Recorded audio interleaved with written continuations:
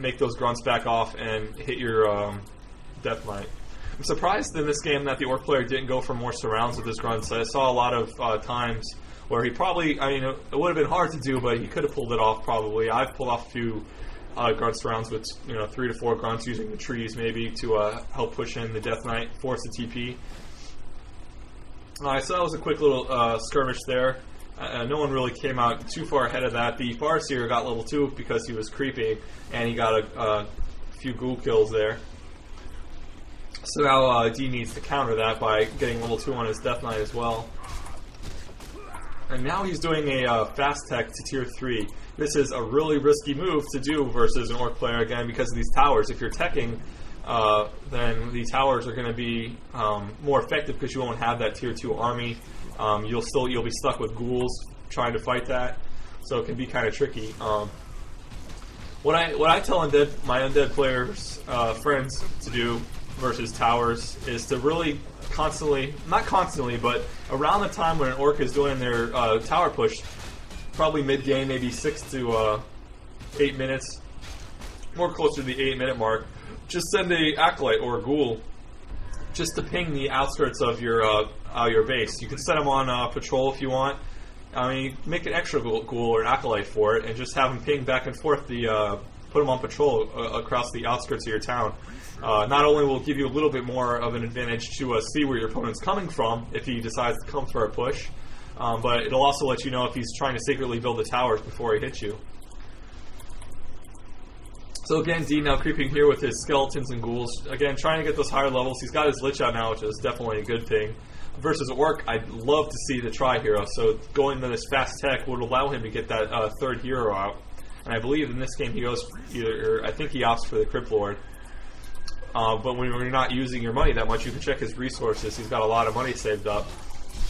He's going to be able to do this. Alright, D3D creeping now. I think he's going to get caught by this creep jack here. This will definitely institute a town portal situation.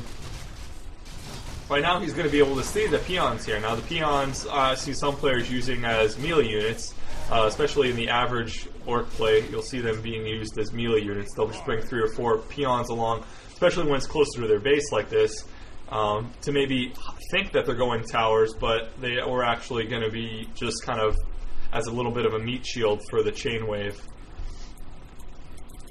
So we got a Torn Chieftain as a secondary hero. During the tower push, especially versus undead, and you already got a good grunt army, I'd actually like to see something like the Fire Lord used as and go for those extra summons to just have more individual units rather than just one big beefy units. To have more units to kind of distract, so help him out there. He's got Raiders along now for the ride for Ensnare. Fortunately, here's one of those positions where the trees and the Lich is going to get stuck here, using Ensnare and using the... Oh, he actually has a way out, but Ensnare kind of caught him on that. The first thing you want to attack as an undead player during these... when Orcs at tier 2 is using those Raiders. And there, the Death Knight just got hit by a Shroud and was forced to use a TP. Definitely some lucky moves there by the Orc player. And his name is Luck, so that's kind of funny, huh? Alright, it's too late now, but switch to the undead point of view if you haven't already. You'll notice that, and you can turn Fog of War off. He actually can see those towers being built, but now he has kind of little he could do versus it, because he was bringing his ghouls around for the creeping and the harassing over there. The towers are built just outside of the blight here, and you can see just outside your blight, so maybe it would have been a better idea to position those towers, at least 1 or 2 towers to start it off, to help defend while your other towers are being built behind the trees there on the southern position.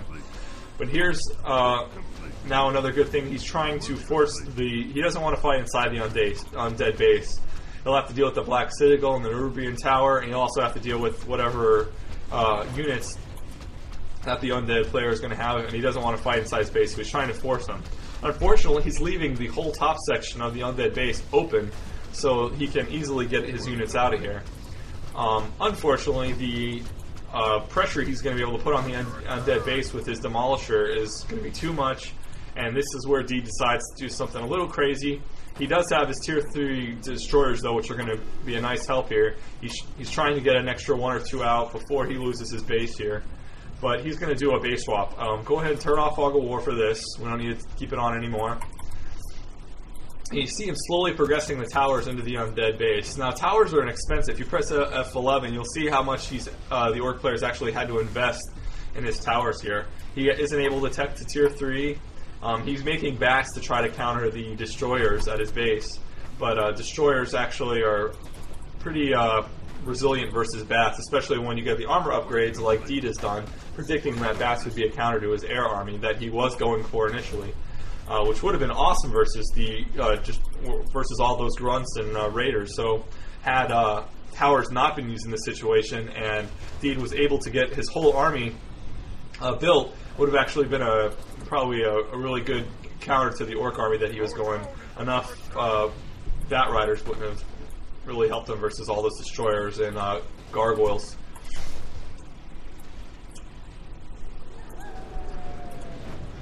So now we're watching for this push here. It's kind of boring a little bit. Deed's still deciding if he wants to do this push or not. If he wants to try to annihilate, or if he wants to swap bases. He is going to opt for that option here in a second, but he's just trying to see and get as much of a army build up as he can, because once he abandons his base, he's not going to be able to make any more units. So he's going to have to force the game with what units he has. So now he's on his way to the Orc base. He's going to bring along an Acolyte in a little while to try to build some more buildings to kind of delay him after he loses all his main buildings in his base. He's going to have to bring an Acolyte along to start building in either the Orc base or somewhere else, delaying him, because once all the buildings are destroyed, the game's over. So that's where the real power of this strategy lies. Now, at this point, the Undead's out of his base. The Orc cannot let an Acolyte out. If he lets an Acolyte out, this is GG. And, well, not really, it's not GG, but it's going to look really bad for the Orc player. So now all the Acolytes are running. He should have abandoned his choice. Well, actually, they're trying to repair the Black Citadel, because what was going to happen is... actually, no use to repair that Black Citadel, because none of the Undead players have their town portal here. So there's an Acolyte in the very far back here, you'll notice, that's going to squeeze out. And he did see that with the grunt. He really should have brought a Raider out, something, and Raider wouldn't have been easily been able to catch up with that Acolyte. Letting that one Acolyte out is going to be really bad. Just one Raider or your Wolves or something to stop that Acolyte from getting out. Very important, especially when you're trading bases like this. Now that he's done so much damage, his army actually is pretty considerable, and he might even be able to fight off the Undead army at this point.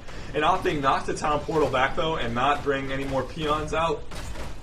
He actually has a peon by the towers at the moment, so that's okay. He's just trying to mine as much gold as he can. So now both players are going to have that one Acolyte out, one builder unit out to try to delay the game a little bit more.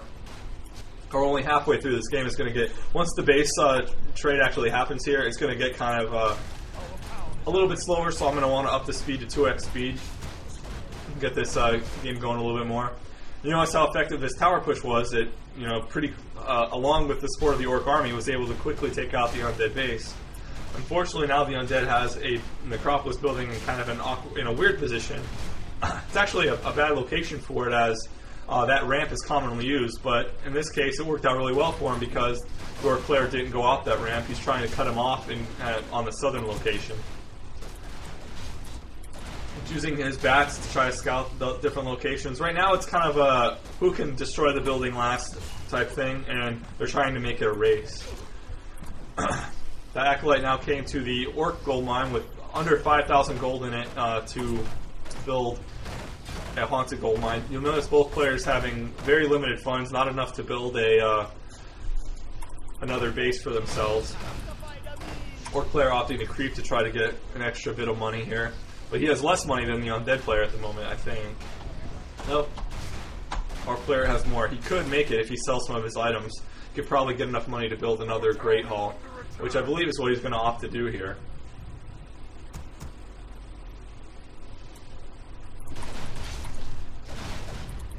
So notice, even with destroyers and ghouls, it took Deed a long time to take out the Orc base.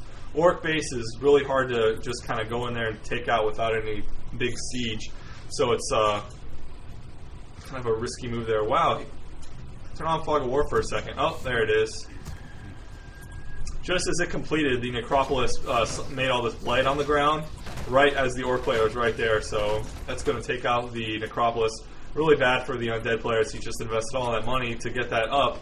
But he still has his Haunted Goldmine up now, so the Orc player is going to have to fight his army at some point. And since he doesn't have anything to really take out the air, the undead players has a huge advantage at this point. All he has is a raider to try to take it out. So immediately, Deed focuses down that raider, and now he's trying to do everything he can to pick off individual units and give him this army advantage to make that loss of that Great Hall, or of the Necropolis, not be too detrimental.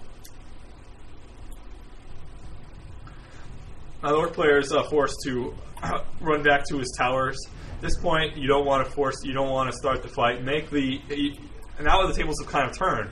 Now the Orc player is forced to hide behind his towers while the undead player has map control.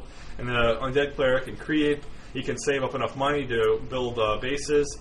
Orc player has built some burrows, turn Fog of War off, and switch to the undead view. He can actually see those burrows. That's a really strange location to be building burrows, but I guess it buys him some time to decide what he wants to do, as the undead is going to bring his whole army back to take out those burrows.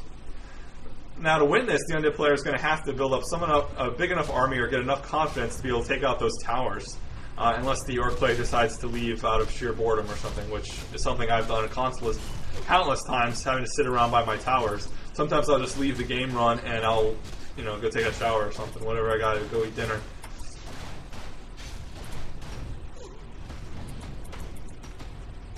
Peon's still alive there, hiding behind the ledge there, but the idea of putting that burrow there was so that the Orc could get enough time to come in and take out the only thing that's left for the undead, which is a Haunted Goldmine. But not wanting to lose all his army, he town portaled out. He just had finished making a Great Hall in the southern location of his the gold mine that the undead player had, with a little over 5,000. Now it's kind of a slower part of the game. Again, they're going to be doing a lot of hit and run. I'm at about almost 18 minutes. Right at 18 minutes, go ahead and click to 2x speed, because we're only halfway through, so you understand how this game's going to progress. Alright, it's going to be 3, 2, 1, 2x speed right now, guys. 18 minutes, 2x speed. A lot of hit and run taxes here. This is where the base trading kind of gets monotonous, or kind of gets monotonous is not the word I want to use. I forgot the word I want to use, guys. It gets boring because you're going to have to go back and forth.